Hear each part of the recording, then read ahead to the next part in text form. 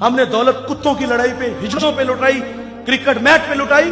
हमें माशरे में फैले हुए दुख नजर क्यों ना आए?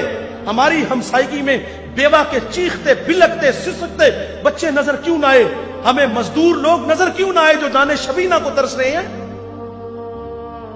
हमारे गुजरावाला धुल्ला चौक पे एक बूढ़ा दिन दिहाड़े आटे का थैला उठाता है और थोड़ लगाता है। नहीफ था, 2 कदम चला के लोगों ने पकड़ा और खूब जद्दोकोब की। सवाल किया वो बूढ़े जुर्रत क्यों की?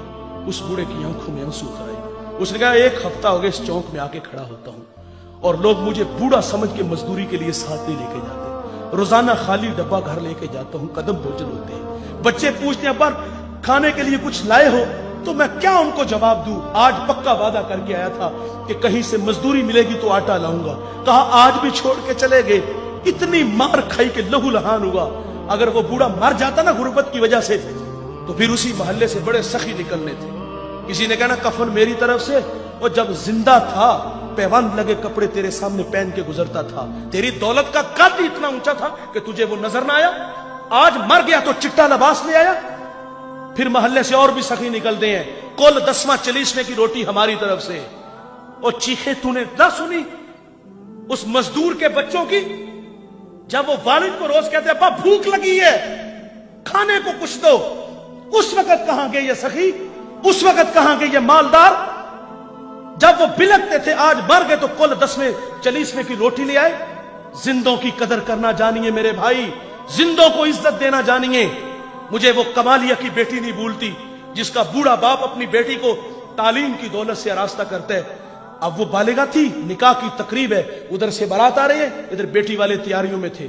हमसायगी में से किसी ने शरारत की, जिसके घर में आ रहे हो वो अपनी बेटी को चंद जोड़ों के सिवा कुछ भी नहीं दे सकता। बारात वहीं से वापस चली गई। बताइए साहिब उस बेटी के दिल पे जो कुचोके और जख्म लगे थे उसका मदावा किसने करना था? चांदी उतर आई बेटियों के बालों में। मुफलिस को फिर उम्मीद है कि बारात आएगी।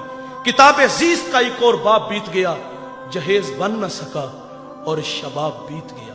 हमें ये घरों में बूढ़ी होती हुई बेटियां नजर क्यों ना आई? और आपने तो फख्र से कहा कि मैंने अपनी बेटी को जहेज 50 लाख का दिया। हमारे देहातों में रस्म वखाला होता है, उसमें एक औरत को कहा जाता है कि पूरे मोहल्ले में लोगों को क्या हो कि हमारी बच्ची का जहेज देखो। उस जहेज को देखने के लिए मजदूर की बेटियां भी आई, बेवा की बेटियां भी आई। जब रात वापस आती है ना, वालिद आता है तो वो मासूम बच्चियां होती हैं, अपने वालिद को सुनाती है कहानी कि अब्बा उसने अपनी बेटी को जो पहले दिन कपड़े पहनाने हैं उसका ऊपर रेट लिखा हुआ था, 2.5 लाख का सूट था।